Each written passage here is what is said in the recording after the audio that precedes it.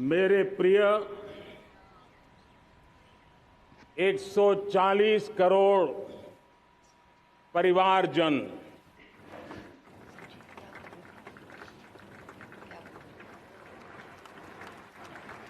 दुनिया का सबसे बड़ा लोकतंत्र और अब बहुत लोगों का अभिप्राय है कि जनसंख्या की दृष्टि से भी हम विश्व में नंबर 1 पर है। इतना बड़ा विशाल देश, 140 करोड़ देश के मेरे भाई बहन, मेरे परिवारजन आज आजादी का पर्व मना रहे हैं। मैं देश के कोटि कोटि जनों को, देश और दुनिया में भारत को प्यार करने वाले, भारत का सम्मान करने वाले, भारत का गौरव करने वाले कोटि कोटि जनों को आजादी के इस महान पवित्र पर्व की अनेक अनेक शुभकामनाएं देता हूं। मेरे प्यारे परिवारजन, पूज्य बापू के नेतृत्व में असहयोग का आंदोलन, सत्याग्रह की मूवमेंट और भगत सिंह, सुखदेव, राजगुरु जैसे अनगिनत वीरों का बलिदान, उस पीढ़ी में शायद ही कोई व्यक्ति होगा जिसने देश की आजादी में अपना योगदान न दिया हो। मैं आज देश की आजादी के जंग में जिन जिन ने योगदान दिया है, बलिदान दिए हैं, त्याग किया है, तपस्या की है, उन सबको आदरपूर्वक नमन करता हूं, उनका अभिनंदन करता हूं। आज 15 अगस्त महान क्रांतिकारी और अध्यात्म जीवन के ऋषितुल्य प्रणेता श्री अरबिंदो की 150वीं जयंती पूर्ण हो रही है। ये वर्ष स्वामी दयानंद सरस्वती के 150वीं जयंती का वर्ष है। ये वर्ष रानी दुर्गावती के 500वीं जन्मशती का बहुत ही पवित्र अवसर है, जो पूरा देश बड़े धामधूम से मनाने वाला है। ये वर्ष मीराबाई, भक्ति योग की सिरमौर मीराबाई के 525 वर्ष का भी ये पावन पर्व है। ये बार जो 26 जनवरी हम मनाएंगे वो हमारे गणतंत्र दिवस की 75वीं वर्षगांठ होगी। अनेक प्रकार से अनेक अवसर, अनेक संभावनाएं राष्ट्र निर्माण में जुटे रहने के लिए पल पल नई प्रेरणा, पल पल नई चेतना, पल पल सपने, पल पल संकल्प, शायद इससे बड़ा कोई अवसर नहीं हो सकता। मेरे प्यारे परिवारजन, इस बार प्राकृतिक आपदा ने देश के अनेक हिस्सों में अकल्पनीय संकट पैदा किए। जिन परिवारों ने इस संकट में सहन किया है, मैं उन सभी परिवारजनों के प्रति अपनी संवेदना प्रकट करता हूं और राज्य केंद्र सरकार मिलकर के उन सभी संकटों से जल्दी से मुक्त होकर के फिर तेज गति से आगे बढ़ेंगे, ये मैं विश्वास दिलाता हूं। मेरे प्यारे परिवारजनों, पिछले कुछ सप्ताह नॉर्थ ईस्ट में, विशेषकर मणिपुर में और हिंदुस्तान के भी अन्य कुछ भागों में, लेकिन विशेषकर मणिपुर में जो हिंसा का दौर चला, कई लोगों को अपना जीवन खोना पड़ा, मां बेटियों के सम्मान के साथ खिलवाड़ हुआ। लेकिन कुछ दिनों से लगातार शांति की खबरें आ रही हैं। देश मणिपुर के लोगों के साथ है। देश मणिपुर के लोगों को पिछले कुछ दिनों से जो शांति बनाए रखी है, उस शांति के पर्व को आगे बढ़ाए और शांति से ही समाधान का रास्ता निकलेगा। और राज्य और केंद्र सरकार मिलकर के उन समस्याओं के समाधान के लिए भरपूर प्रयास कर रही है, करती रहेगी। मेरे प्यारे परिवारजनों, जब हम इतिहास की तरफ नजर करते हैं तो इतिहास में कुछ पल ऐसे आते हैं जो अपनी अमिट छाप छोड़ करके जाते हैं और उसका प्रभाव सदियों तक रहता है। और कभी कभी शुरुआत में वो बहुत छोटा लगता है, छोटी सी घटना लगती है, लेकिन वो अनेक समस्याओं की जड़ बन जाती है। हमें याद है 1000-1200 साल पहले इस देश पर आक्रमण हुआ। एक छोटे से राज्य के छोटे से राजा का पराजय हुआ, लेकिन तब पता तक नहीं था कि एक घटना भारत को 1000 साल की गुलामी में फंसा देगी। और हम गुलामी में जकड़ते गए, जो आया लूटता गया, जो जिसका मन चाहा हम पे आके सवार हो गया। कैसा विपरीत काल रहा होगा वो 1000 साल का।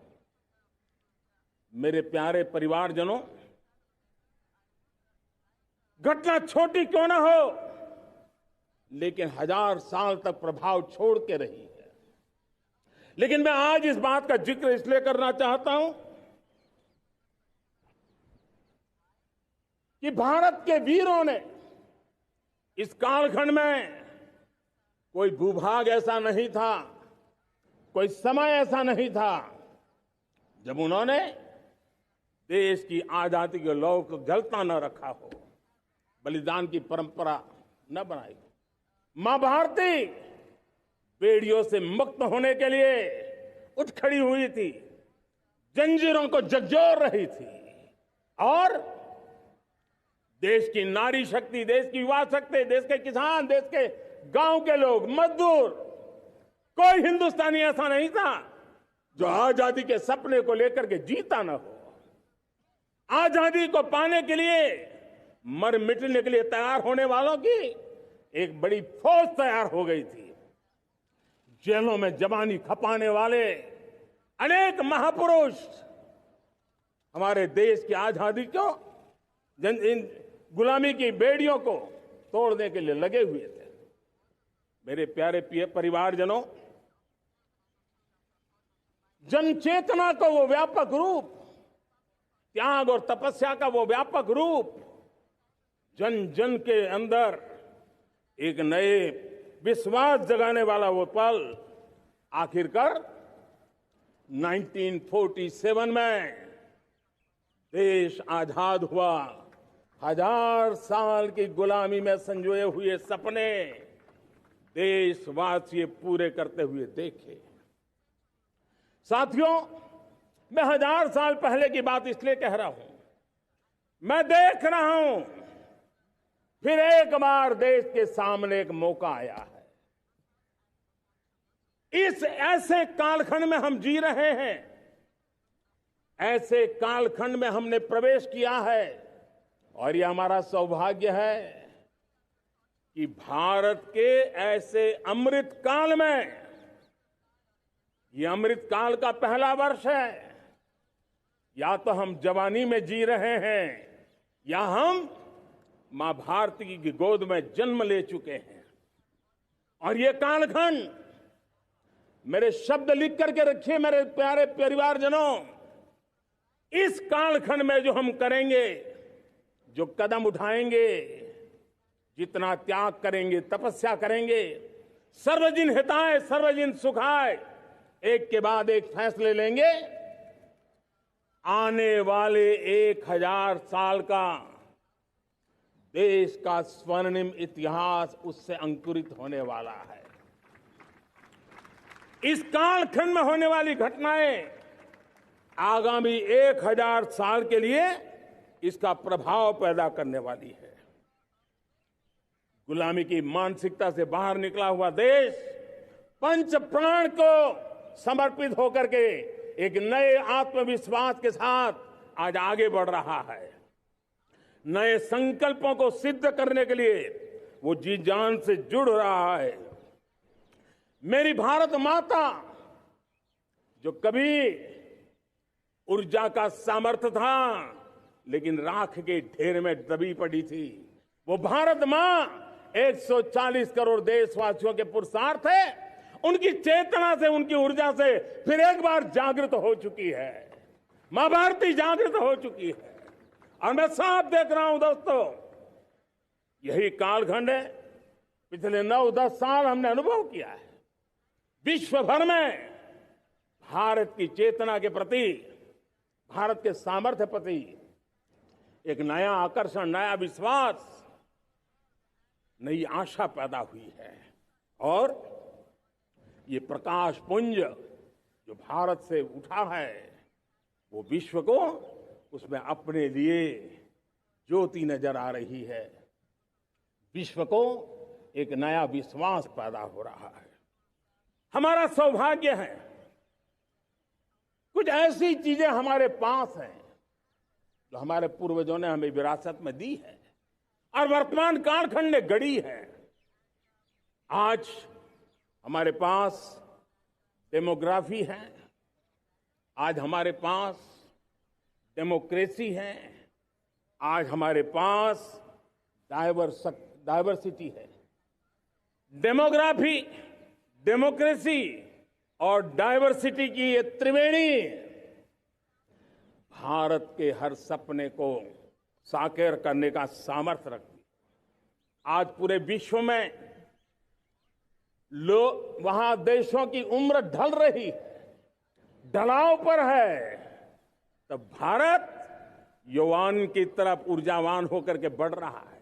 कितने बड़े गौरव का कालखंड है कि आज 30 साल की कम आयु की जनसंख्या दुनिया में सर्वाधिक कहीं है तो ये मेरे भारत मां की गोद में है, ये मेरे देश में है।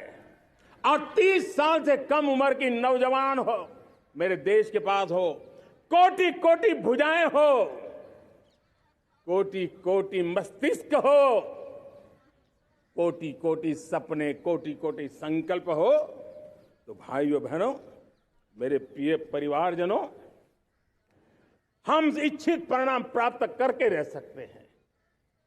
मेरे प्यारे परिवारजनों, देश का भाग्य ऐसी घटनाएं बदल देती है। यह सामर्थ्य देश के भाग्य को बदल देता है। भारत 1000 साल की गुलामी और आने वाले 1000 साल के भव्य भारत के बीच में पड़ाव पर हम खड़े हैं, एक ऐसी संधि पर खड़े हैं। और इसलिए अब हमें न रुकना है, न दुविधा में जीना है। मेरे प्यारे प्रिय परिवारजनों, हमें खोई हुई उस विरासत का गर्व करते हुए, खोई हुई समृद्धि को प्राप्त करते हुए, हमें फिर एक बार, और ये बात मान के चले, हम जो भी करेंगे, हम जो भी कदम उठाएंगे, हम जो भी फैसला लेंगे, वो अगले 1000 साल तक अपनी दिशा निर्धारित करने वाला है, भारत के भाग्य को लिखने वाला है। मैं आज मेरे देश के नौजवानों को, मेरे देश की बेटे बेटियों को ये जरूर कहना चाहूंगा, जो सौभाग्य आज मेरे युवाओं को मिला है, ऐसा सौभाग्य शायद ही किसी के नसीब होता है जो आपके नसीब हुआ है। और इसलिए हमें ये गंवाना नहीं है। युवा शक्ति पर मेरा भरोसा है, युवा शक्ति में सामर्थ्य है, और हमारी नीतियां, हमारी रीतियां भी उस युवा सामर्थ्य को और बल देने के लिए है। आज मेरे युवाओं ने दुनिया में पहले 3 स्टार्टअप इकोसिस्टम में भारत को स्थान दिला दिया है। विश्व के युवाओं को अचंभा हो रहा है भारत के इस सामर्थ्य को लेकर के, भारत की इस ताकत को देख करके। आज दुनिया टेक्नोलॉजी ड्रिवन है और आने वाला युग टेक्नोलॉजी से प्रभावित रहने वाला है, और तब टेक्नोलॉजी में भारत की जो टैलेंट है उसकी एक नई भूमिका रहने वाली है।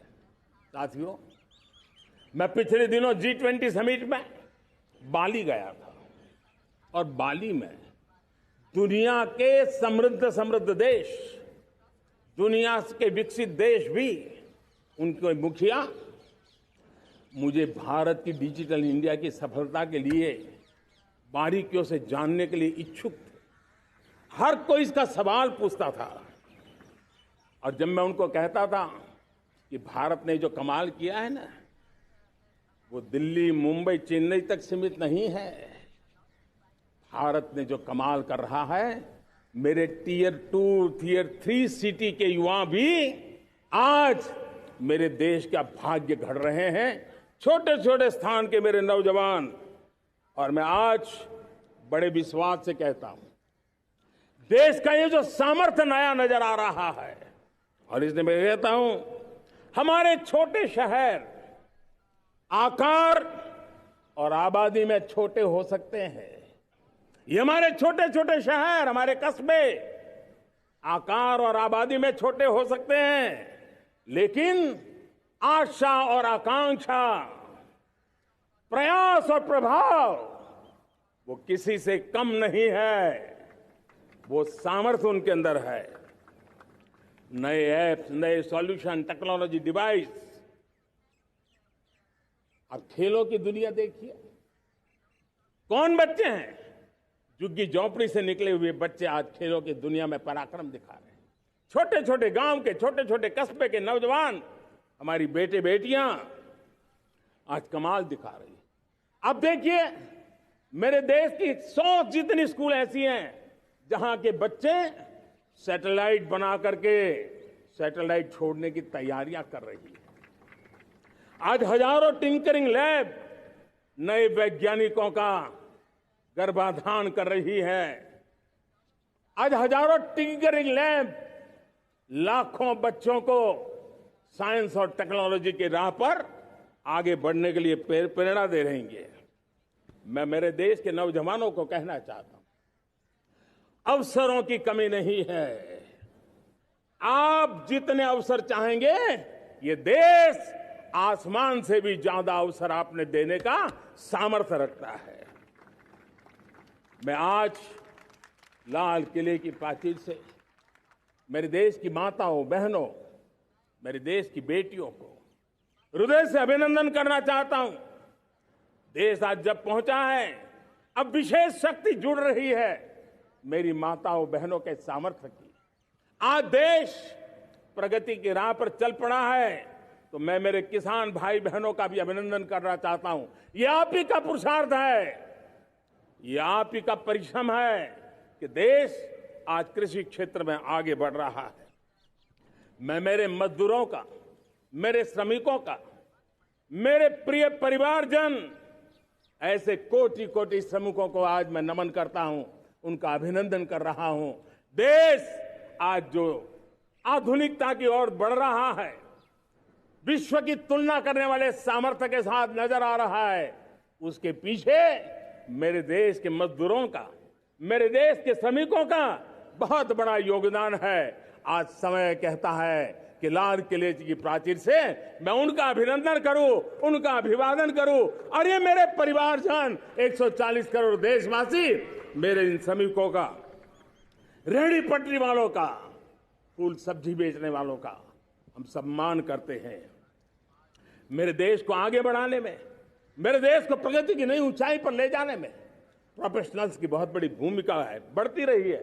चाहे साइंटिस्ट हो, चाहे इंजीनियर्स हो, डॉक्टर्स हो, नर्सेज हो, शिक्षक हो, आचार्य हो, यूनिवर्सिटीज हो, गुरुकुल हो, हर कोई मां भारती का भविष्य उज्जवल बनाने के लिए अपनी पूरी ताकत से लगा हुआ है। मेरे प्यारे परिवारजनों, राष्ट्रीय चेतना वो एक ऐसा शब्द है जो हमें चिंताओं से मुक्त कर रहा है, और आज वो राष्ट्रीय चेतना ये सिद्ध कर रही है कि भारत का सबसे बड़ा सामर्थ्य बना है भरोसा, भारत का सबसे बड़ा सामर्थ्य बना है विश्वास। जन जन में हमारा विश्वास, जन जन का सरकार पर विश्वास, जन जन का देश के उज्जवल भविष्य पर विश्वास, और विश्व का भी भारत के प्रति विश्वास। ये विश्वास हमारी नीतियों का है, हमारी रीति का है। भारत के उज्जवल भविष्य को जिस निर्धारित मजबूत कदमों से हम आगे बढ़ा रहे हैं, उसका है।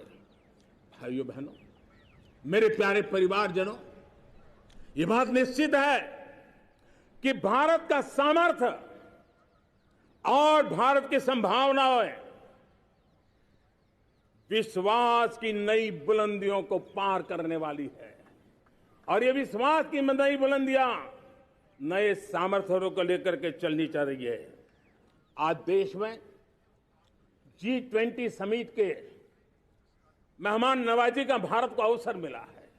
अब पिछले एक साल से हिंदुस्तान के हर कोने में जिस प्रकार से G20 के अनेक ऐसे आयोजन हुए, अनेक कार्यक्रम हुए हैं, उसने देश के सामान्य मानवीय के सामर्थ्य को विश्व को परिचित करा दिया है, भारत की विविधता का परिचय कराया है, भारत की डायवर्सिटी को दुनिया अचंभे से देख रही है, और उसके कारण भारत के तरफ आकर्षण बढ़ा है, भारत को जानने की, समझने की इच्छा जगी है।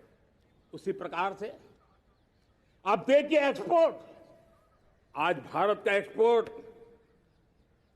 के तेजी से बढ़ रहा है, और मैं कहना चाहता हूं दुनिया के एक्सपर्ट्स इन सारे मानदंडों के आधार पर कह रहे हैं कि अब भारत रुकने वाला नहीं है।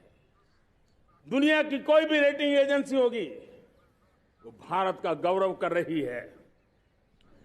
कोरोना काल के बाद दुनिया एक नए सिरे से सोचने लगी, और मैं विश्वास से देख रहा हूं कि जिस प्रकार से द्वितीय महायुद्ध के बाद, द्वितीय विश्व युद्ध के बाद दुनिया ने एक नया वर्ल्ड ऑर्डर आकार लिया था, मैं साफ साफ देख रहा हूं कि कोरोना के बाद एक नया विश्व ऑर्डर, एक नया ग्लोबल ऑर्डर, एक नया जियोपॉलिटिकल इक्वेशन ये बहुत तेजी से आगे बढ़ रहा है। जियोपॉलिटिकल इक्वेशन की सारे व्याख्याएं बदल रही है, परिभाषाएं बदल रही है, और मेरे प्यारे परिवारजनों, आप गौरव करेंगे। बदलते हुए विश्व को शेप देने में आज मेरे 140 करोड़ देशवासियों आपका सामर्थ्य नजर आ रहा है। आप निर्णायक मोड़ पर खड़े हैं। और कोरोना काल में भारत ने जिस प्रकार से देश को आगे बढ़ाया, दुनिया ने हमारे सामर्थ्य को देखा है। जब दुनिया की सप्लाई चेन तहस नहस हो गई थी, बड़ी बड़ी अर्थव्यवस्थाओं पर दबाव था, उस समय भी हमने कहा था हमें विश्व का विकास देखना है तो मानव केंद्रीय होना चाहिए, मानवीय संवेदनाओं से भरा हुआ होना चाहिए, और तब जाकर के समस्याओं का सही समाधान निकालेंगे। और कोविड ने हमें सिखाया है या हमें मजबूर किया है, लेकिन मानवीय संवेदनाओं को छोड़ करके हम विश्व का कल्याण नहीं कर सकते। आज भारत ग्लोबल साउथ की आवाज बन रहा है। भारत की समृद्ध विरासत आज दुनिया के लिए एक अवसर बन रहा है। Global economy, global supply chain, इसमें भारत की हिस्सेदारी, मैं पक्का विश्वास से कहता हूं, आज जो भारत ने परिस्थिति पैदा हुई है, आज जो भारत ने कमाया है, वो दुनिया में स्थिरता की गारंटी लेकर के आया है। दोस्तों, अब न हमारे मन में, न 140 करोड़ मेरे परिवारजनों के मन में, और न ही दुनिया के मन में कोई इफ्स है, कोई बट्स है। विश्वास बन चुका है। मेरे प्यारे देशवासियों, अब गेंद हमारे पाले में है। हमें अवसर जाने नहीं देना चाहिए, हमें मौका छोड़ना नहीं चाहिए। भारत में मैं मेरे देशवासियों का इसलिए भी अभिनंदन करता हूं कि मेरे देशवासियों में एक नीर-क्षीर विवेक का सामर्थ्य है, समस्याओं की जड़ों को समझने का सामर्थ्य है। और इसलिए 2014 में मेरे देशवासियों ने 30 साल के अनुभव के बाद तय किया कि देश को आगे ले जाना है तो स्थिर सरकार चाहिए, मजबूत सरकार चाहिए, पूर्ण बहुमत वाली सरकार चाहिए। और देशवासियों ने एक मजबूत और स्थिर सरकार बनाई। और 3 दशकों के जो अनिश्चितता का कालखंड था, जो अस्थिरता का कालखंड था, जो राजनीतिक मजबूरियों से देश जकड़ा हुआ था, उससे मुक्ति मिली। मेरे प्यारे परिवारजनों, देश के पास आज एक ऐसी सरकार है, वो सर्वजन हिताय सर्वजन सुखाय, देश के संतुलित विकास के लिए समय का पल पल और जनता की पाई पाई, जनता की भलाई के लिए लगा रही है। और मेरी सरकार, मेरे देशवासियों का मन एक बात से जुड़ा हुआ है। हमारे हर निर्णय, हमारे हर दिशा, उसका एक ही मानदंड है, नेशन फर्स्ट, राष्ट्र प्रथम। और राष्ट्र प्रथम यही दूरगामी परिणाम, सकारात्मक परिणाम पैदा करने वाला है। देश में बड़े स्तर पर काम हो रहा है। और लेकिन मैं कहना चाहूंगा, 2014 में आपने एक मजबूत सरकार बनाई, और मैं कहता हूं 2014 में और 2019 में आपने एक सरकार फॉर्म की, तो मोदी में रिफॉर्म करने की हिम्मत आई। आपने ऐसी सरकार फॉर्म की कि मोदी को रिफॉर्म की हिम्मत आई। और जब मोदी ने एक के बाद एक रिफॉर्म किए, तो मेरे ब्यूरोक्रेसी के लोग, मेरे लाखों हाथ पैर जो हिंदुस्तान के कोने कोने में सरकार के हिस्से के रूप में काम कर रहे हैं, उन्होंने ब्यूरोक्रेसी ने ट्रांसफॉर्म करने के लिए, परफॉर्म करने की जिम्मेवारी बखूबी निभाई। और उन्होंने परफॉर्म करके दिखाया, और जनता जनार्दन जुड़ गई, तो वो ट्रांसफॉर्म होता भी नजर आ रहा है। और इसलिए रिफॉर्म, परफॉर्म, ट्रांसफॉर्म, ये कालखंड अब भारत के भविष्य को गढ़ रहा है। और हमारी सोच देश की उस ताकतों को बढ़ावा देने पर है जो आने वाले 1000 साल की नींव को मजबूत करने वाले। दुनिया को युवा शक्ति की जरूरत है, युवा स्किल की जरूरत है।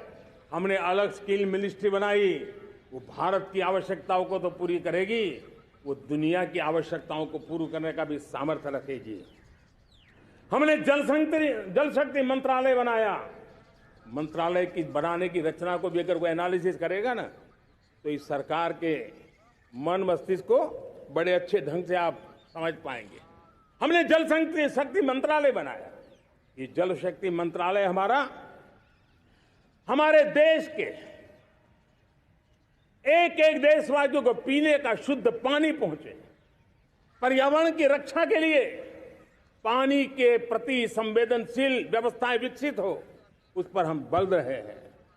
हमारे देश में कोरोना के बाद दुनिया देख रही है होलिस्टिक हेल्थ केयर, ये समय की मांग है। हमने अलग आयुष मंत्रालय बनाया और योग और आयुष आज दुनिया में अपना परचम लहरा रहे हैं। हमने दुनिया को हमारे कमिटमेंट के कारण विश्व का हमारे प्रति ध्यान गया है।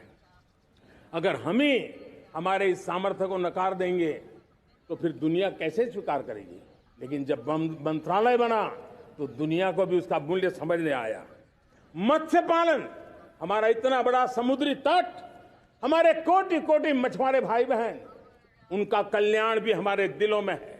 और इसलिए हमने अलग से मत्स्य पालन को लेकर के, पशुपालन को लेकर के, डेयरी को लेकर के अलग मंत्रालय की रचना की, ताकि समाज के जिस वर्ग के लोग पीछे रह गए उनको हम साथ लें। देश में सरकारी अर्थव्यवस्था के हिस्से होते हैं, लेकिन समाज की अर्थव्यवस्था का एक बड़ा हिस्सा है कोऑपरेटिव मूवमेंट।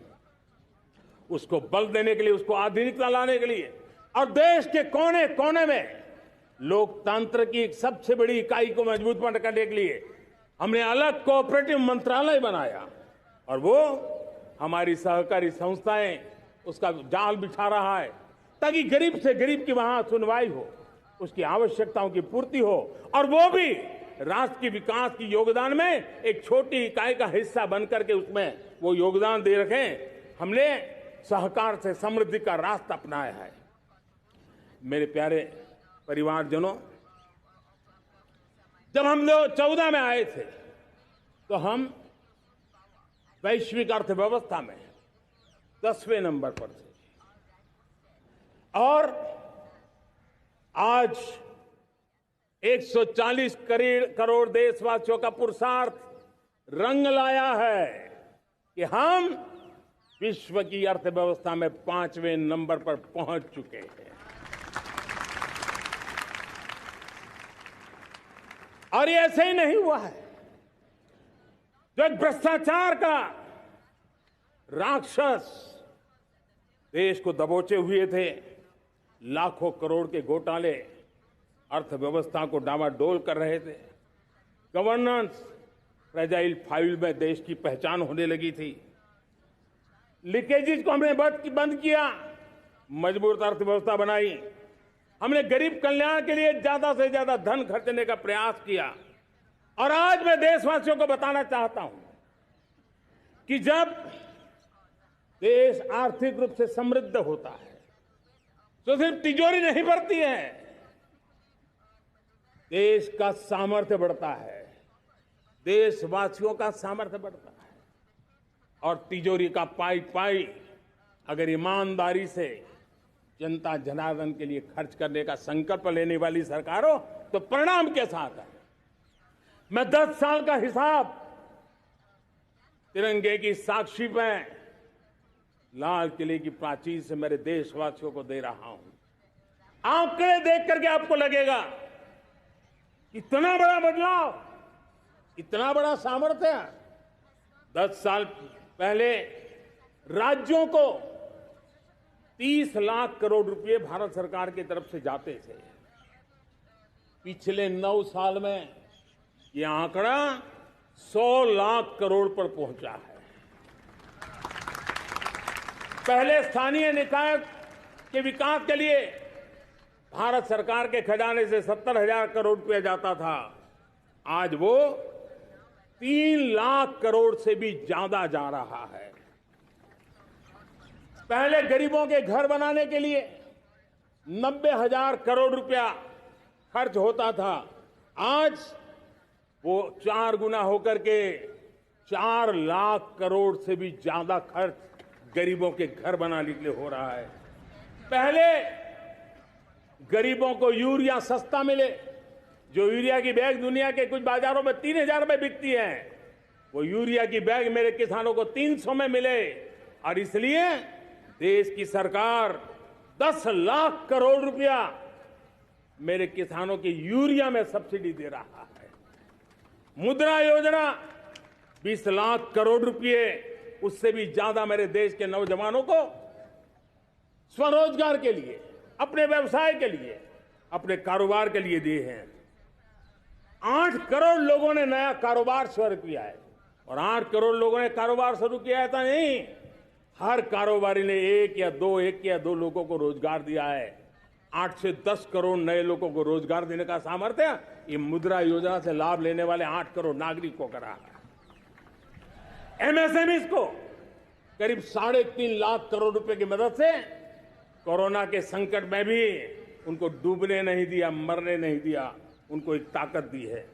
1 रैंक 1 पेंशन मेरे देश के सेना के जवानों का एक सम्मान का विषय था। 70,000 करोड़ रुपया भारत की तिजोरी से आज पहुंचा है, मेरे निवृत्त सेना के नायकों के जेब में, उनके परिवार में पहुंचा है। सभी कैटेगरी में, मैंने तो कुछ ही गिनाए, मैं ज्यादा समय लेना नहीं चाहता। हर कैटेगरी में पहले की तुलना में अनेक गुना धन देश के विकास के लिए, कोने कोने में रोजगार पैदा करने के लिए, पाई पाई का उपयोग भारत का भाग्य बदलने के लिए हो, और इसलिए हमने काम किया है। और मेरे प्यारे प्रियजनों, इतना ही नहीं, हमने इन सारे प्रयासों का परिणाम है कि आज 5 साल के मेरे एक कार्यकाल में, 5 साल के कार्यकाल में, 5 साल में 13.5 करोड़ मेरे गरीब भाई बहन गरीबी की जंजीरों को तोड़ करके न्यू मिडिल क्लास के रूप में बाहर आए हैं। जीवन का इससे बड़ा कोई संतोष नहीं होता। मेरे प्यारे प्रिय परिवारजनों, और जब 13.5 करोड़ लोग गरीबी की इस मुसीबतों से बाहर निकलते हैं, तो कैसी कैसी योजनाएं उनको मदद दी है। उनको आवास योजना का लाभ मिलना, पीएम स्वनिधि से 50,000 करोड़ रुपया रेहड़ी पटरी वालों तक पहुंचाया है। आने वाले दिनों में, आने वाली विश्वकर्मा जयंती पर एक कार्यक्रम हम लागू करेंगे। इस विश्वकर्मा जयंती पर हम करीब 13-15 हजार करोड़ रुपया से, जो परंपरागत कौशल्य से रहने वाले लोग, जो औजार से और अपने हाथ से काम करने वाला वर्ग है, ज्यादातर ओबीसी समुदाय से, हमारे सुथार हो, हमारे सोनार हो, हमारे राजमिस्त्री हो, हमारे कपड़े धोने वाले काम करने वाले लोग हो, हमारे बाल काटने वाले भाई बहन परिवार हो, ऐसे लोगों को एक नई ताकत देने के लिए हम आने वाले महीने में विश्वकर्मा जयंती पर विश्वकर्मा योजना लॉन्च करेंगे और करीब 13-15 हजार करोड़ से उसका प्रारंभ करेंगे। हमने पीएम किसान सम्मान निधि में 2.5 लाख करोड़ रुपया सीधा मेरे देश के किसानों के खाते में जमा किया है। हमने जल जीवन मिशन, हर घर में शुद्ध पानी पहुंचे, 2 लाख करोड़ रुपया खर्च किया है। हमने आयुष्मान भारत योजना, ताकि गरीब को बीमारी के कारण अस्पताल जाने से जो मुसीबत होती थी उसको मुक्ति दिलाना, उसको दवाई मिले, उसका उपचार हो, ऑपरेशन हो, अच्छे से अच्छी हॉस्पिटल में हो। आयुष्मान भारत योजना के तहत 70,000 करोड़ रुपए हमने लगाए हैं। पशुधन, देश ने कोरोना वैक्सीन की बात तो देश को याद है, 40,000 करोड़ रुपए लगाए, वो तो याद है। लेकिन आपको जानकर के खुशी होगी, हमने पशुधन को बचाने के लिए करीब करीब 15,000 करोड़ रुपया पशुधन के टीकाकरण के लिए लगाया है।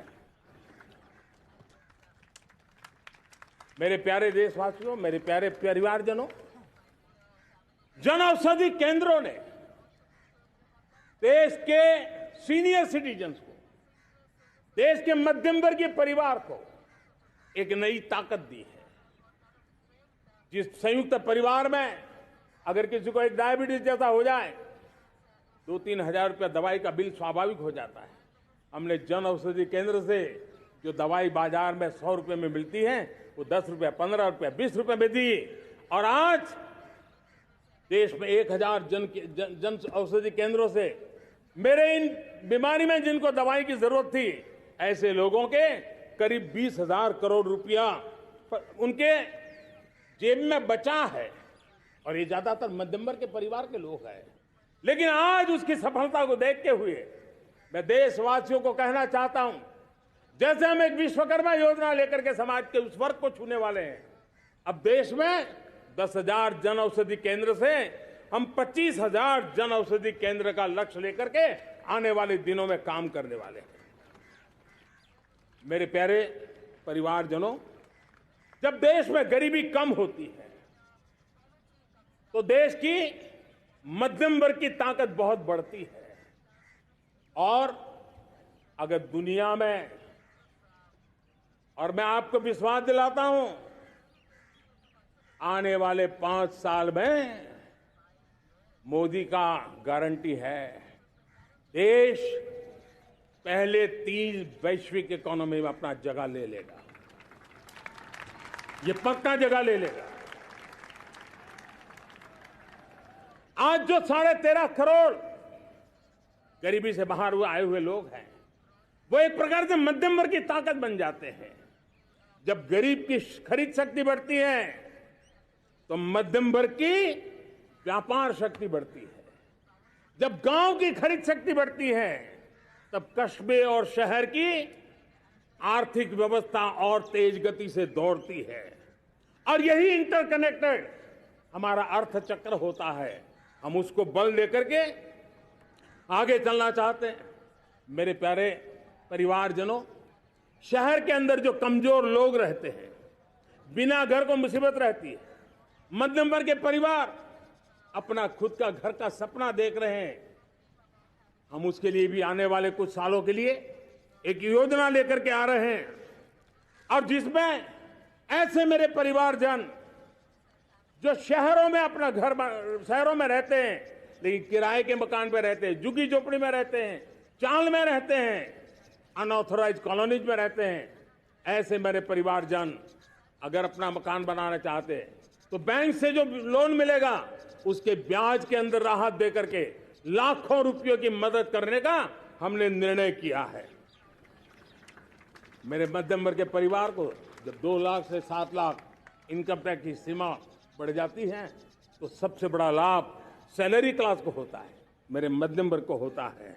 इंटरनेट का डेटा बहुत महंगा था 2014 के पहले, आज दुनिया का सबसे सस्ता इंटरनेट का डेटा का खर्चा हो रहा है। हर परिवार के पैसे बच रहे हैं। मेरे प्यारे परिवारजनों, विश्व कोरोना के बाद अभी तक उभर नहीं पाया है। युद्ध ने फिर एक नई मुसीबत पैदा की है। आज दुनिया महंगाई के संकट से जूझ रही है। पूरी दुनिया की अर्थव्यवस्था को महंगाई ने दबोच के रखा है। हम भी दुनिया से जिन सामान की जरूरत होती है लाते हैं, तो हमें सामान तो इंपोर्ट करते हैं। हमारा दुर्भाग्य है कि हमें महंगाई भी इंपोर्ट करनी पड़ती है, क्योंकि पूरी दुनिया को महंगाई ने जकड़ के रखा है। लेकिन मेरे प्यारे परिवारजनों, भारत ने महंगाई को नियंत्रित रखने के लिए भरसक प्रयास किए हैं। पिछले कालखंड की तुलना में हमें कुछ सफलता भी मिली है, लेकिन इतने से संतोष नहीं मान सकते। दुनिया से हमारी चीजें अच्छी है, इतने बात से हम सोच नहीं सकते। मुझे तो मेरे देशवासियों को महंगाई की बोझ कम से कम हो, इस दिशा में और भी कदम उठाने हैं और हम उस कदम को उठा के रहेंगे। मेरा प्रयास निरंतर जारी रहेगा। मेरे प्यारे परिवारजनों, आज देश अनेक क्षमताओं को लेकर के आगे बढ़ रहा है। देश आधुनिकता की तरफ आगे बढ़ने के लिए काम कर रहा है। आज देश रिन्यूएबल एनर्जी पे काम कर रहा है। आज देश ग्रीन हाइड्रोजन पे काम कर रहा है। देश की स्पेस पे क्षमता बढ़ रही है, तो देश की डीप सी मिशन में भी सफलता के साथ आगे चल रहा है। देश में रेल आधुनिक हो रही है, तो वंदे भारत बुलेट ट्रेन भी आज देश के अंदर काम कर रही है।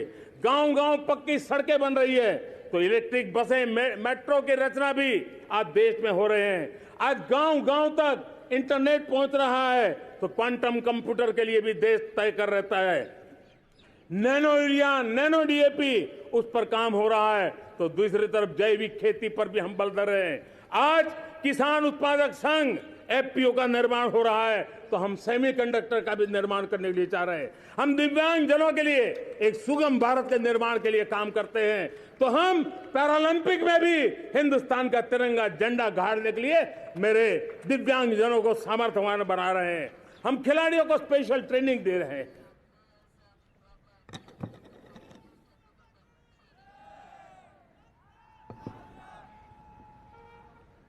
आज भारत पुरानी सोच, पुराने ढर्रे को छोड़ करके लक्ष्यों को तय करके लक्ष्यों को प्राप्त करने की दिशा से चल रहा है। और जब मैं कहता हूं ना कि जिसका शिलान्यास हमारी सरकार करती है, उसका उद्घाटन भी हमारे कालखंड में करते हैं। इन दिनों जो मैं शिलान्यास कर रहा हूं ना, आप लिख के रखिए, उसके उद्घाटन भी आप सबने मेरे नसीब में ही छोड़े हुए हैं। हमारी कार्य संस्कृति, बड़ा सोचना, दूर का सोचना, सर्वजन हिताय सर्वजन सुखाय सोचना, ये हमारी कार्यशैली रही है। और सोच से भी ज्यादा, संकल्प से भी ज्यादा हासिल कैसे करना, इस ऊर्जा के साथ हम काम करते हैं। हमने आजादी के काल अमृत महोत्सव में 75,000 अमृत सरोवर बनाने का संकल्प किया था। उस समय हमने हर जिले में 75 अमृत सरोवर बनाने का संकल्प किया था। करीब 50-55 हजार अमृत सरोवर की कल्पना की थी, लेकिन आज करीब 75,000 अमृत सरोवर का काम निर्माण हो रहा है। ये अपने आप में बहुत बड़ा काम हो रहा है। जनशक्ति और जल शक्ति की ताकत भारत के पर्यावरण की रक्षा में भी काम आने वाली है। 18,000 गांवों तक बिजली पहुंचाना, जनधन बैंक खाते खोलना, बेटियों के लिए शौचालय बनाना, सारे टारगेट समय के पहले पूरी शक्ति से पूरे करेगा। और जब भारत ठान लेता है तो उसे पूरा करके रहता है। ये हमारा ट्रैक रिकॉर्ड कहता है। 200 करोड़ वैक्सीनेशन का काम, दुनिया हमें जब पूछती है 200 करोड़ सुनती है, उनकी आंखें फट जाती है। इतना बड़ा काम ये मेरे देश के आंगनवाड़ी वर्कर, हमारी आशा वर्कर, हमारी हेल्थ वर्कर, उन्होंने करके दिखा। यह मेरे देश का सामर्थ्य है। 5G को रोल आउट किया, दुनिया में सबसे तेज गति से 5G रोल आउट करने वाला मेरा देश है। 700 से अधिक जिलों तक हम पहुंच चुके हैं और अब 6G की भी तैयारी कर रहे हैं। हमने टास्क फोर्स बना दिया है। रिन्यूएबल एनर्जी, हम टारगेट से पहले चले हैं। हमने रिन्यूएबल एनर्जी 2030 का जो टारगेट तय किया था, 21-22 में इसको पूरा कर दिया। हमने इथेनॉल में 20% ब्लेंडिंग की बात कही थी, वो भी हमने समय से 5 साल पहले पूरा कर दिया। हमने $500 बिलियन के एक्सपोर्ट की बात की थी, वो भी समय के पहले $500 बिलियन से ज्यादा कर दिया। हमने तय किया, जो हमारे देश में 25 साल से चर्चा हो रही थी कि देश में नई संसद बने, पार्लियामेंट का कोई सत्र ऐसा नहीं था नई संसद के। ये मोदी है, समय के पहले नई संसद बना करके रख दिया। मेरे प्यारे भाई बहनों, ये काम करने वाली सरकार है, निर्धारित लक्ष्यों को पार करने वाली सरकार है। ये नया भारत है, ये आत्मविश्वास से भरा हुआ भारत है, ये संकल्पों को चरितार्थ करने के लिए जी जान से जुटा हुआ भारत है। और इसलिए ये भारत न रुकता है, ये भारत न थकता है, ये भारत न हाँफता है और न ही ये भारत हारता है। और इसलिए मेरे प्यारे परिवारजनों, आर्थिक शक्ति बढ़ी है तो हमारी सामरिक शक्ति को भी एक नई ताकत मिली है। हमारी सीमाएं पहले से अधिक सुरक्षित हुई है और मेरे सीमा पर बैठे हुए मेरे जवान जो देश की सीमाओं की रक्षा कर रहे हैं और मेरे देश की आंतरिक सुरक्षा के संभालने वाले यूनिफॉर्म फोर्सेज, मैं आजादी के इस पावन पर्व पर उनको भी अनेक अनेक बधाई देते हुए मेरी बात को आगे बढ़ाता हूं। सेना का अधिकरण हो, हमारी सेना युवा बने, हमारी सेना बैटल के लिए रेडी, युद्ध योग्य बने, इसलिए निरंतर रिफॉर्म का काम आज हमारी सेना में हो रहा है। मेरे प्यारे परिवारजनों, आए दिन हम लोग सुना करते थे, यहां बम धमाका हुआ, वहां बम धमाका हुआ, हर जगह पे लिखा हुआ रहता था कि इस बैग को मत छूना, अनाउंसमेंट होते रहते थे। आज देश सुरक्षा की अनुभूति कर रहा है और जब सुरक्षा होती है, शांति होती है, तो प्रगति के नए अरमान हम पूरे कर सकते हैं। उसको लिए सीरियल बम धमाके का जमाना बीती हुई बात हो गई है। निर्दोषों के जो मौत होते थे वो बीते हुए कल की बात हो गई है। आज देश में आतंकी हमलों में भारी कमी आई है। नक्सल प्रभावित क्षेत्रों में भी बहुत बड़ा बदलाव आया है, बहुत बड़ा परिवर्तन का एक वातावरण बना है। मेरे प्यारे परिवारजनों, प्रगति की हर चीज में, लेकिन जब 2047 हम एक विकसित भारत का सपना लेकर के चल रहे हैं तब, और वो सपना नहीं, 140 करोड़ देशवासियों का संकल्प है और उस संकल्प को सिद्ध करने के लिए परिश्रम की पराकाष्ठा भी है। और उसकी सबसे बड़ी ताकत होती है वो राष्ट्रीय चरित्र होता है। दुनिया में जिन जिन देशों ने प्रगति की है, दुनिया में जो जो देश संकटों से वो पार करके निकले हैं, उसमें हर चीज के साथ साथ एक महत्वपूर्ण कैटलिक एजेंट रहा है, वो राष्ट्रीय चरित्र रहा है। और हमें राष्ट्रीय चरित्र के लिए और बल देते हुए हमें आगे बढ़ना होगा। हमारा देश, हमारा राष्ट्रीय चरित्र ओजस्वी हो, तेजस्वी हो, पुरुषार्थी हो, पराक्रमी हो, प्रखर हो, ये हम सबका सामूहिक दायित्व है। और आने वाले 25 साल हम एक ही मंत्र को लेकर चले, ये हमारे राष्ट्रीय चरित्र के सिरमौर होना चाहिए।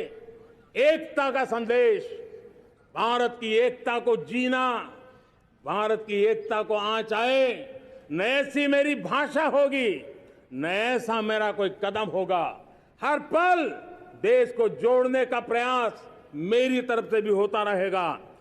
भारत की एकता हमें सामर्थ्य देती है। उत्तर हो, दक्षिण हो, पूरब हो, पश्चिम हो, गांव हो, शहर हो, पुरुष हो, नारी हो, हम सब ने एकता के भाव के साथ और विविधता भरे देश में एकता का सामर्थ्य होता है।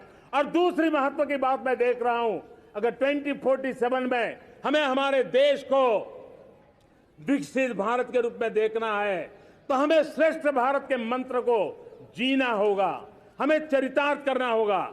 अब हमारे प्रोडक्शन में, मैंने 2014 में कहा था जीरो डिफेक्ट, जीरो इफेक्ट। दुनिया के किसी भी टेबल पर मेक इन इंडिया चीज हो तो दुनिया को विश्वास होना चाहिए, इससे बेहतर दुनिया में कुछ नहीं हो सकता है। ये अल्टीमेट होगा। हमारी हर चीज, हमारी सर्विसेज होगी तो श्रेष्ठ होगी, हमारे शब्द की ताकत होगी तो श्रेष्ठ होगी, हमारी संस्थाएं होगी तो श्रेष्ठ होगी, हमारी निर्णय प्रक्रियाएं होगी तो श्रेष्ठ होगी। ये श्रेष्ठता का भाव लेकर के हमें चलना होगा। तीसरी बात है, देश में आगे बढ़ाने के लिए एक अतिरिक्त शक्ति का सामर्थ्य भारत को आगे ले जाने वाला है, और वो है विमेन लेड डेवलपमेंट। आज भारत गर्व से कह सकता है कि दुनिया में नागरिक उड्डयन में अगर किसी एक देश में सबसे ज्यादा विमेन पायलट है तो मेरे देश में है। आज चंद्रयान की गति हो, मून मिशन की बात हो, मेरी विमेन साइंटिस्ट उसका नेतृत्व कर रहे हैं। आज विमेन सेल्फ हेल्प ग्रुप हो, मेरी 2 करोड़ लखपति दीदी का लक्ष्य लेकर के आज विमेन सेल्फ हेल्प ग्रुप पे हम काम कर रहे हैं। हम हमारी नारी शक्ति के सामर्थ्य को बढ़ावा देते हुए विमेन लेड डेवलपमेंट के, और जब G20 में मैंने विमेन लेड डेवलपमेंट के विषय को आगे बढ़ाया है तो पूरा G20 समूह इसके महत्व को स्वीकार कर रहा है, और उसके महत्व को स्वीकार कर करके वो उसको बहुत बल दे रहे हैं। उसी प्रकार से भारत विविधताओं से भरा देश है। असंतुलित विकास के हम शिकार रहे हैं। मेरा पराया का के कारण हमारे देश के कुछ हिस्से उसके शिकार रहे हैं। अब हमें रीजनल एस्पिरेशंस को, संतुलित विकास को बल देना है, और रीजनल एस्पिरेशंस को लेकर के उस भावना को हमें सम्मान देते हुए, जैसे हमारी भारत मां का कोई, हमारा शरीर का कोई अंग अगर अविकसित रहे तो हमारा शरीर विकसित नहीं माना जाएगा। हमारा शरीर का कोई अंग दुर्बल रहे तो हमारा शरीर स्वस्थ नहीं माना जाएगा। वैसे ही मेरी भारत माता, उसका कोई एक भूभाग भी, समाज का कोई तबका भी अगर दुर्बल रहे तो मेरी भारत माता समर्थ है, स्वस्थ है, ऐसा बैठ करके हम नहीं बैठ सकते। और इसलिए रीजनल एस्पिरेशंस को हमने एड्रेस करने की आवश्यकता है, और इसलिए हम समाज का सर्वांगीण विकास हो, सर्वस्पर्शी विकास हो, भूभाग के हर क्षेत्र को उसकी अपनी ताकत को खिलने का अवसर मिले, उस दिशा में आगे बढ़ना चाहते हैं। मेरे प्यारे परिवारजनों, भारत एक मदर ऑफ डेमोक्रेसी है। भारत मॉडल ऑफ डाइवर्सिटी भी है। भाषाएं अनेक हैं, बोलियां अनेक हैं, परिधान अनेक है, विविधताएं बहुत है। हमने उन सारे लोगों को, आधार पर आगे बढ़ना है। मेरे प्यारे परिवारजनों, देश के जब मैं एकता की बात करता हूं, तब अगर घटना मणिपुर में होती है तो पीड़ा महाराष्ट्र में होती है। अगर बाढ़ आसाम में आती है तो बेचैन केरला हो जाता है। हिंदुस्तान के किसी भी हिस्से में कुछ भी हो, हम एक अंगांगी भाव की अनुभूति करते हैं। मेरे देश की बेटियों पर जुल्म न हो, यह हमारा सामाजिक भी दायित्व है, यह हमारा पारिवारिक दायित्व भी है, और ये देश के नाते हम सबका दायित्व है। आज जब अफगानिस्तान से गुरु ग्रंथ साहब के स्वरूप को लाते हैं तो पूरा देश गौरव की अनुभूति करता है। जब आज दुनिया के किसी देश में कोविड के काल में मेरा कोई सिख भाई लंगर लगाता है, भूखों को खिलाता है, और दुनिया में वाहवाही होती है, तो हिंदुस्तान का सीना चौड़ा हो जाता है।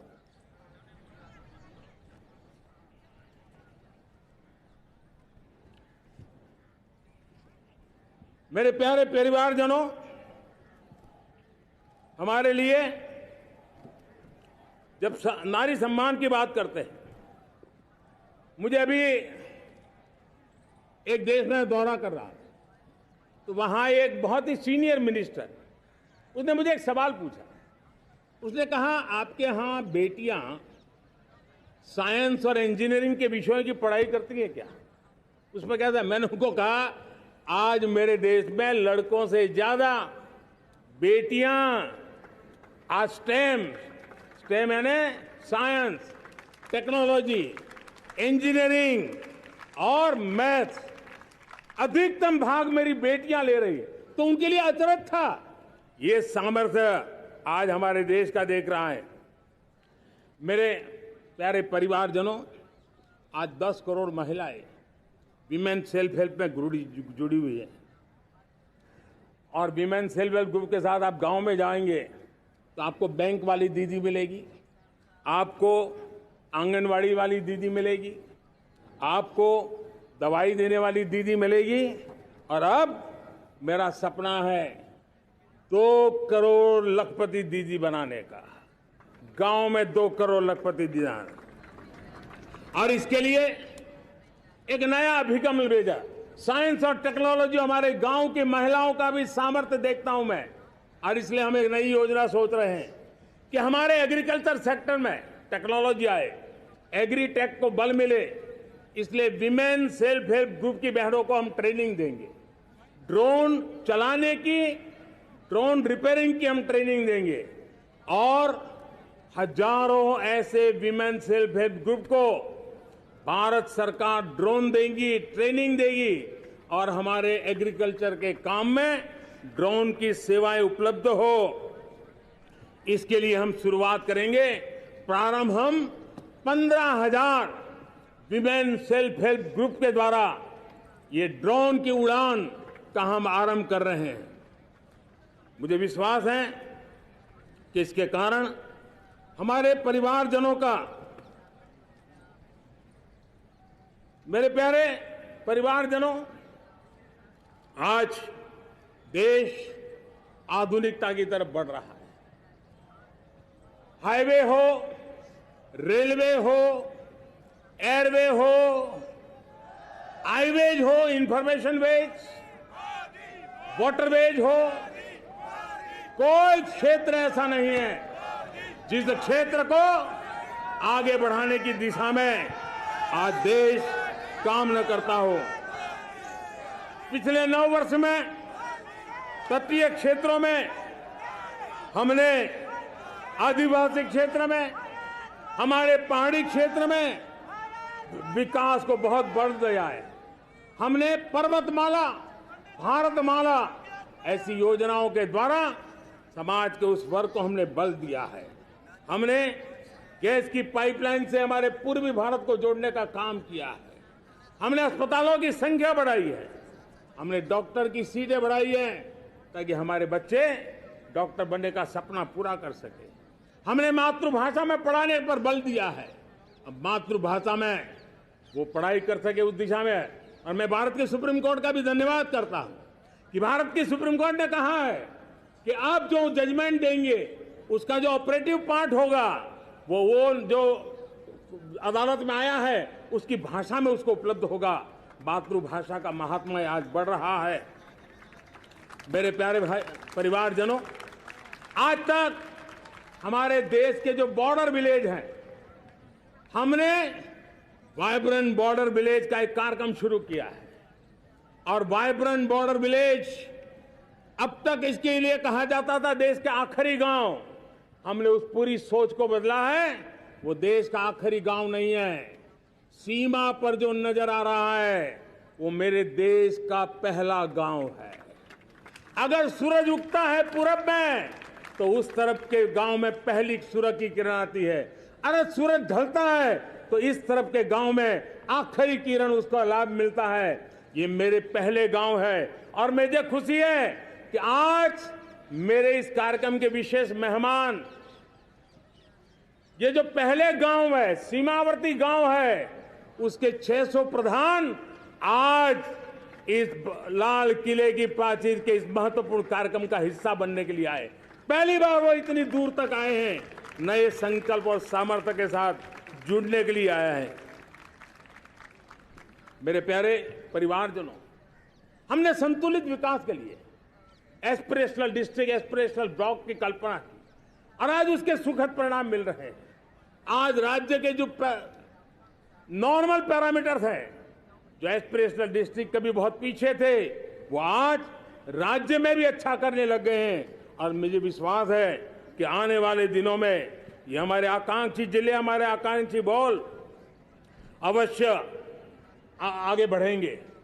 जैसे मैंने कहा था, भारत का चरित्र की चर्चा कर रहा था, तो मैंने पहला कहा था भारत की एकता, दूसरा कहा था भारत श्रेष्ठता की तरफ बल दें, तीसरा कहा था विमेन लेड डेवलपमेंट की मैंने बात कही थी, और मैं आज एक बात और कहना चाहता हूं कि हम जैसे रीजनल एस्पिरेशन, मैंने चौथी बात कही थी, पांचवी महत्व की बात, और भारत ने उस दिशा में जाओ, और वो है हमारा राष्ट्रीय चरित्र विश्व मंगल के लिए सोचने वाला होना चाहिए। हमें देश को इतना मजबूत बनाना है जो विश्व मंगल के लिए भी अपनी भूमिका अदा करे। और आज कोरोना के बाद मैं देख रहा हूं जिस प्रकार से संकट की घड़ी में देश ने दुनिया की मदद की, उसका परिणाम है कि आज दुनिया में हमारा देश एक विश्व मित्र के रूप में, विश्व का अटूट साथी के रूप में आज मेरे देश की पहचान बनी है। हमें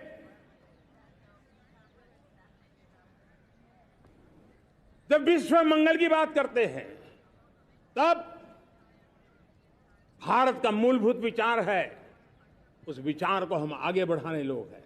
और मुझे खुशी है कि आज अमेरिकी संसद के भी कई चुने हुए गणमान्य प्रतिनिधि भी आज हमारे 15 अगस्त के इस अवसर में हमारे बीच में मौजूद है। भारत की सोच कैसी है, हम विश्व मंगल की बात को कैसे आगे बढ़ाते हैं। अब देखिए, हम जब सोचते हैं तो क्या कहते हैं, हमने दुनिया के सामने ये दर्शन रखा है और दुनिया उस दर्शन को लेकर के हमारे साथ जुड़ रही है। हमने कहा one sun, one world, one grid. Renewable energy के क्षेत्र में एक बहुत बड़ा हमारा स्टेटमेंट है, आज दुनिया उसको स्वीकार कर रही है। कोविड के बाद हमने दुनिया को कहा हमारा अप्रोच होना चाहिए वन अर्थ, वन हेल्थ। समस्याओं का समाधान तभी होगा जब मानव को, पशु को, पौधे को बीमारी के संबंध में समान रूप से एड्रेस किया जाएगा, तब जाकर के हम करेंगे। हमने G20 समिट के लिए दुनिया के सामने कहा है one world, one family, one future. इस सोच को लेकर के चल रहे हैं। हमने क्लाइमेट को लेकर के दुनिया जो संकट से जूझ रही है, हमने रास्ता दिखाया है, लाइफ मिशन लॉन्च किया है, लाइफस्टाइल फॉर एनवायरमेंट। हमने दुनिया के सामने इंटरनेशनल सोलर अलायंस बनाया और आज दुनिया के कई देश इंटरनेशनल सोलर अलायंस का हिस्सा बन रहे हैं। हमने बायोडायवर्सिटी का महत्व देखते हुए बिग कैट अलायंस की व्यवस्था को हमने आगे बढ़ाया है। हमने प्राकृतिक आपदा के कारण, ग्लोबल वार्मिंग के कारण इंफ्रास्ट्रक्चर का जो नुकसान होता है, उसके लिए दूरगामी व्यवस्थाओं की जरूरत है और इसलिए coalition for disaster resilient infrastructure CDRI एक समाधान के रूप में दुनिया को दिया है। विश्व आज समुद्रों को संघर्ष का केंद्र बना रहा है, तब हमने दुनिया को सागर का प्लेटफॉर्म दिया है जो वैश्विक समुद्री शांति की गारंटी बन सकता है। हमने पारंपरिक चिकित्सा पद्धतियों को बल देते हुए WHO का एक ग्लोबल लेवल का सेंटर हिंदुस्तान में बनाने की दिशा में काम किया है। हमने योग और आयुष के द्वारा विश्व कल्याण और विश्व के स्वस्थता की दिशा में काम किया है और आज भारत विश्व मंगल की मजबूत नींव डाल रहा है। इस मजबूत नींव को आगे बढ़ाना हम सबका काम है, हम सबकी जिम्मेवारी है। मेरे प्यारे परिवारजनों, सपने अनेक है, संकल्प साफ है, नीतियां स्पष्ट है, नियत के सामने कोई सवाल या निशान नहीं है, लेकिन कुछ सच्चाइयों को हमें स्वीकार करना पड़ेगा और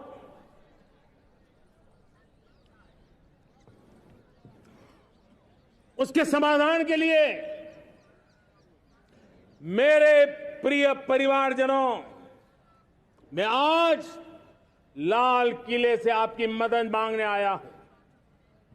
मैं लाल किले से आपके आशीर्वाद मांगने आया हूं, क्योंकि पिछले सालों मैंने देश को जो समझा है, देश की आवश्यकताओं को जो मैंने परखा है और अनुभव के आधार पर मैं कह रहा हूं कि आज गंभीरतापूर्वक उन चीजों को हमें लेना होगा। आजादी के अमृतकाल में 2047 में जब देश आजादी के 100 साल मनाएगा, उस समय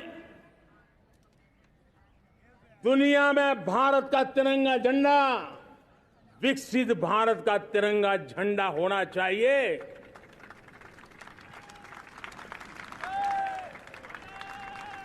रत्ती भर भी हमें रुकना नहीं है, पीछे नहीं हटना है। और इसके लिए शुचिता, पारदर्शिता और निष्पक्षता, ये पहली मजबूती की जरूरत है।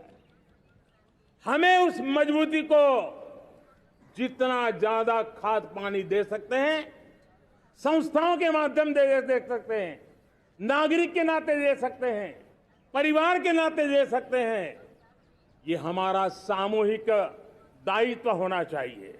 और इसलिए पिछले 75 साल का इतिहास देखिए, भारत के सामर्थ्य में कोई कमी नहीं थी। अरे जो देश कभी सोना की चिड़िया कहा जाता था, वो देश क्यों न फिर से उस सामर्थ्य को लेकर के खड़ा हो सकता है। मेरा अटूट विश्वास है साथियों, मेरे प्रिय परिवारजनों, मेरा अखंड अटूट एक निष्ठ विश्वास है कि 2047 में जब देश आजादी के 100 साल मनाएगा, मेरा देश विकसित भारत बन के रहेगा। और ये मैं मेरे देश के सामर्थ्य के आधार पर कह रहा हूं, मेरे उपलब्ध संसाधनों के आधार पर कह रहा हूं, और सबसे ज्यादा 30 से कम आयु वाली मेरी युवा शक्ति के भरोसे कह रहा हूं, मेरी माताओं बहनों के सामर्थ्य के भरोसे कह रहा हूं। लेकिन उसके सामने अगर कोई रुकावट है, कुछ विकृतियां पिछले 75 साल में ऐसे घर कर गई है, हमारी समाज व्यवस्था का ऐसा हिस्सा बन गई है कि कभी कभी तो हम आंख भी बंद कर देते हैं। अब आंख बंद करने का समय नहीं है। अगर सपनों को सिद्ध करना है, संकल्प को पार करना है, तो हमें ये आंख मिचौली बंद करके, आंख में आंख मिला करके 3 बुराइयों से लड़ना बहुत समय की मांग है। हमारे देश की सारी समस्याओं की जड़ में भ्रष्टाचार ने दिमक की तरह देश की सारी व्यवस्थाओं को, देश के सामर्थ्य को पूरी तरह नोच लिया है। भ्रष्टाचार से मुक्ति, भ्रष्टाचार के खिलाफ जंग हर इकाई में, हर क्षेत्र में। और मैं देशवासियों, मेरे प्रिय परिवारजनों, ये मोदी के जीवन का कमिटमेंट है। ये मेरे व्यक्तित्व का एक कमिटमेंट है कि मैं भ्रष्टाचार के खिलाफ लड़ाई लड़ता रहूंगा। दूसरा, हमारे देश को नोच लिया है परिवारवाद ने। इस परिवारवाद ने देश को जिस प्रकार से जकड़ के रखा है, उसने देश के लोगों का हक छीना है। और तीसरी बुराई तुष्टीकरण की है। ये तुष्टीकरण में भी देश के मूलभूत चिंतन को, देश के सर्व समावेशक हमारे राष्ट्रीय चरित्र को दाग लगा दिए हैं, तहस नहस कर दिया है इन लोगों ने। और इसलिए मेरे प्यारे देशवासियों, इसलिए मेरे प्यारे परिवारजनों, हमें इन 3 बुराइयों के खिलाफ पूरे सामर्थ्य के साथ लड़ना है। भ्रष्टाचार, परिवारवाद, तुष्टीकरण, ये चुनौतियां हमारे, ये ऐसी चीजें पनपी है जो हमारे देश के लोगों का जो आकांक्षा है उसका दमन करती है। हमारे देश के कुछ लोगों के पास जो छोटा मोटा सामर्थ्य है उसका शोषण करती है। ये ऐसी चीजें हैं जो हमारे लोगों की आशा आकांक्षाओं को सवाल या निशान में गाड़ देती है। हमारे गरीब हो, हमारे दलित हो, हमारे पिछड़े हो, हमारे पसमानदा हो, हमारे आदिवासी भाई बहन हो, हमारी माताएं बहनें हो, हमने सबने उनके हकों के लिए इन 3 बुराइयों से मुक्ति पानी है। हमें भ्रष्टाचार के खिलाफ एक नफरत का माहौल बनाना है। जैसे गंदगी हमें नफरत पैदा करती है ना मन में, गंदगी पसंद नहीं है, ये सार्वजनिक जीवन की इससे बड़ी कोई गंदगी नहीं हो सकती। और इसलिए हमारे स्वच्छता अभियान को एक नया मोड़ ये भी देना है कि हमें भ्रष्टाचार से मुक्ति पानी है। सरकार टेक्नोलॉजी से भ्रष्टाचार की मुक्ति के लिए बहुत प्रयास कर रही है। आपको जानकर के हैरानी होगी, इस देश में पिछले 9 साल में एक काम मैंने ऐसे किया, आंकड़ा सुनोगे तो लोग कहेंगे मोदी ऐसा करता है, जैसे 10 करोड़ लोग करीब करीब जो गलत फायदा उठाते थे वो मैंने रोक दिया। तो आप में से कोई कहेगा आपने लोगों से अन्याय कर दिया। जी नहीं, ये 10 करोड़ कौन लोग थे? ये 10 करोड़ वो लोग थे जिनका जन्म ही नहीं हुआ था और उनके नाम पर उनके विडो हो जाते थे, वो वृद्ध हो जाते थे, वो दिव्यांग हो जाते थे, फायदे लिए जाते थे। 10 करोड़ ऐसे बेनामी जो चीजें चलती थी उसको रोकने का पवित्र काम, भ्रष्टाचारियों की संपत्ति जो हमने जब्त की है ना, वो पहले की तुलना में 20 गुना ज्यादा की है।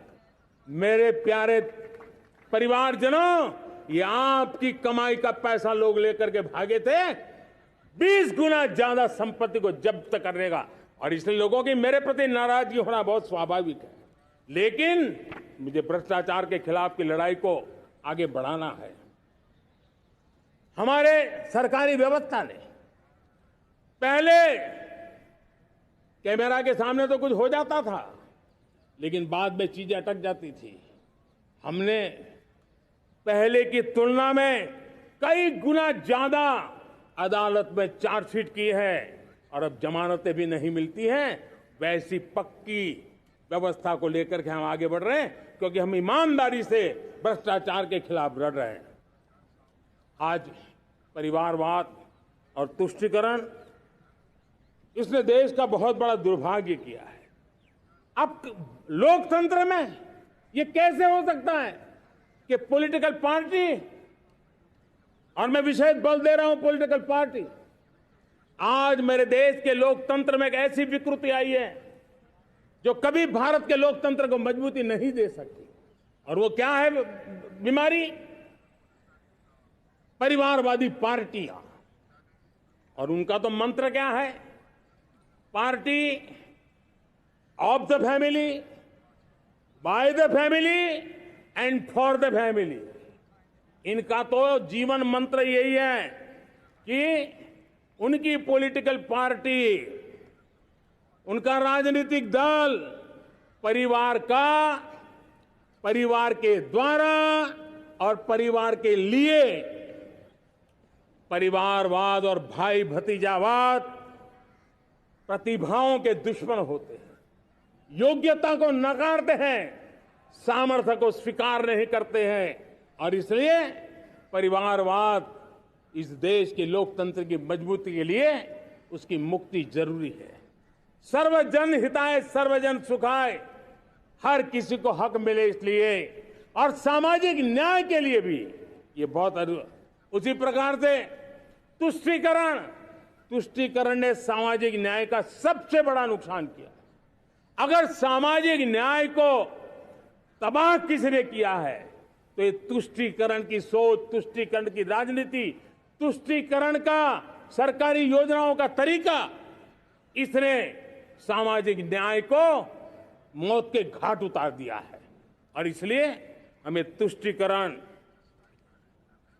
भ्रष्टाचार, ये विकास का सबसे बड़ा दुश्मन है।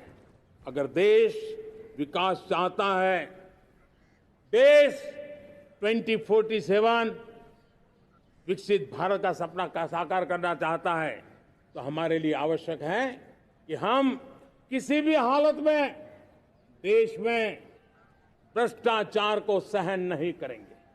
इस मूड को लेकर के चलना चाहिए। मेरे प्यारे परिवारजनों, हम सबका एक बहुत बड़ा महत्वपूर्ण दायित्व है। आपने जिस प्रकार से जिंदगी जी है, हमारे आने वाली पीढ़ी को ऐसी जिंदगी जीने के लिए मजबूर करना, यह हमारा गुनाह है। यह हमारा दायित्व है कि हमारे आने वाली पीढ़ी को हम ऐसा समृद्ध देश दें, ऐसा संतुलित देश दें, ऐसा सामाजिक न्याय की धरोहर वाला देश दें, ताकि छोटी छोटी चीजों को पाने के लिए उन्हें कभी भी संघर्ष न करना पड़े। हम सभी का कर्तव्य, हर नागरिक का कर्तव्य है, और ये अमृत काल कर्तव्य काल है। हम कर्तव्य से पीछे नहीं उठ सकते। हमें वो भारत बनाना है जो पूज्य बापू के सपनों का था। हमें वो भारत बनाना है जो हमारे स्वतंत्र सेनानियों का सपना था। हमें वो भारत बनाना है जो हमारे वीर शहीदों का था, हमारी वीरांगनाओं का था, जिन्होंने मातृभूमि के लिए अपना जीवन दे दिया था। मेरे प्यारे परिवारजनों, मैं जब 2014 में आपके पास आया था, तब 2014 में मैं परिवर्तन का वादा लेकर के आया था। 2014 में मैंने आपको वादा किया था, मैं परिवर्तन लाऊंगा, और 140 करोड़ मेरे परिवारजन, आपने मुझ पे भरोसा किया और मैंने विश्वास पूरा करने की कोशिश की। रिफॉर्म, परफॉर्म, ट्रांसफॉर्म, वो 5 साल जो वादा था वो विश्वास में बदल गया, क्योंकि मैंने परिवर्तन का वादा किया था। रिफॉर्म, परफॉर्म, ट्रांसफॉर्म के द्वारा मैंने इस वादे को विश्वास में बदल दिया। कठोर परिश्रम किया है, देश के लिए किया है, शान से किया है, सिर्फ और सिर्फ नेशन फर्स्ट, राष्ट्र सर्वोपरि, इस भाव से किया है। 2019 में परफॉर्मेंस के आधार पर आप सबने मुझे फिर से आशीर्वाद दिया। परिवर्तन का वादा मुझे यहां ले आया, परफॉर्मेंस मुझे दोबारा ले आया, और आने वाले 5 साल अभूतपूर्व विकास के हैं। 2047 के सपने को साकार करने का सबसे बड़ा स्वर्णिम पल आने वाले 5 साल है। और अगली बार 15 अगस्त को इसी लाल किले से मैं आपको देश की उपलब्धियां, आपके सामर्थ्य, आपके संकल्प, उसमें हुई प्रगति, उसकी जो सफलता है, उसके गौरवगान, उससे भी अधिक आत्मविश्वास के सामने, आपके सामने मैं प्रस्तुत करूंगा। मेरे प्यारे प्रियजनों, मेरे परिवारजनों, मैं आप में से आता हूं, मैं आपके बीच से निकला हूं, मैं आपके लिए जीता हूं। अगर मुझे सपना भी आता है तो आपके लिए आता है। अगर मैं पसीना भी बहाता हूं तो आपके लिए बहाता हूं, क्योंकि इसलिए नहीं कि आपने मुझे दायित्व दिया है, मैं इसलिए कर रहा हूं कि आप मेरे परिवारजन हैं, और आपके परिवार के सदस्य के नाते मैं आपके किसी दुख को देख नहीं सकता हूं, मैं आपके सपनों को चूर चूर होते नहीं देख सकता हूं, मैं आपके संकल्प को सिद्धि तक ले जाने के लिए आपका एक साथी बन करके, आपका एक सेवक बन करके, आपके साथ जुड़े रहने का, आपके साथ जीने का, आपके लिए जूझने का मैं संकल्प लेकर के चला हुआ इंसान हूं। और मुझे विश्वास है, हमारे पूर्वजों ने आजादी के लिए जो जंग लड़ा था, जो सपने देखे थे, वो सपने हमारे साथ है। आजादी के जंग में जिन्होंने बलिदान दिया था, उनके आशीर्वाद हमारे साथ है और 140 करोड़ देशवासियों को एक ऐसा अवसर आया है।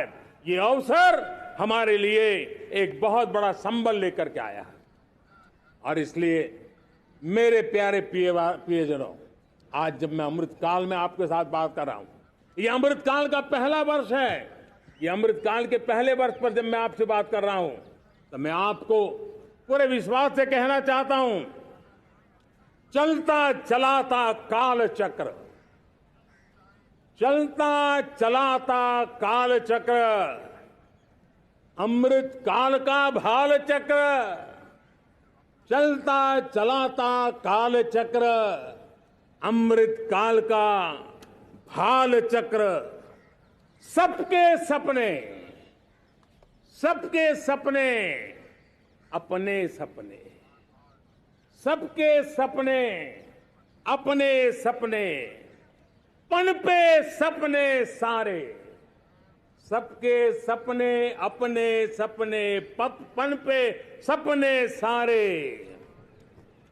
धीर चले वीर चले, धीर चले वीर चले, चले युवा हमारे, धीर चले वीर चले, चले युवा हमारे, नीति सही, नीति सही, रीति नहीं, नीति सही रीति नहीं, गति सही, गति सही राह नहीं, गति सही राय नहीं, चुनो चुनो चुनौती,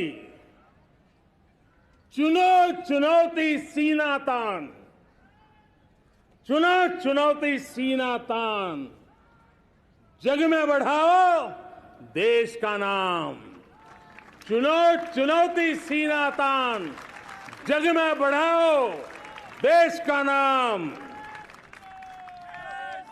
मेरे प्यारे परिवारजनों, हिंदुस्तान के कोने कोने में बैठे हुए मेरे परिवारजन, दुनिया के कोने कोने में जाकर के बसे हुए मेरे परिवारजन, आप सबको आजादी के पावन पर्व की फिर एक बार मैं बहुत बहुत शुभकामनाएं देता हूं।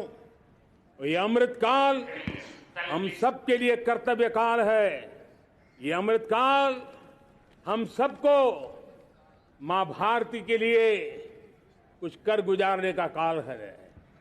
आजादी का जब जंग चल रहा था 1947 के पहले जो पीढ़ी ने जन्म लिया था उन्हें देश के लिए मरने का मौका मिला था।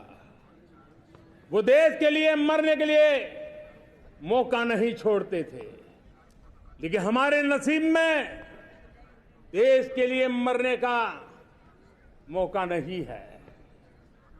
लेकिन हमारे लिए देश के लिए जीने का ये इससे बड़ा कोई अवसर नहीं होता। हमें पल पल देश के लिए जीना है। इसी संकल्प के साथ इस अमृतकाल में 140 करोड़ देशवासियों के सपने संकल्प भी बनाने हैं। 140 करोड़ देशवासियों के संकल्प को सिद्धि में भी परिवर्तित करना है और 2047 का जब तिरंगा झंडा फहरेगा तो विश्व एक विकसित भारत का गुणगान करता होगा। इसी विश्वास के साथ, इसी संकल्प के साथ मैं आप सबको अनेक अनेक शुभकामनाएं देता हूं, बहुत बहुत बधाई देता हूं। जय हिंद, जय हिंद, जय हिंद। भारत माता की, भारत माता की, भारत माता की। वंदे वंदे वंदे। बहुत बहुत धन्यवाद।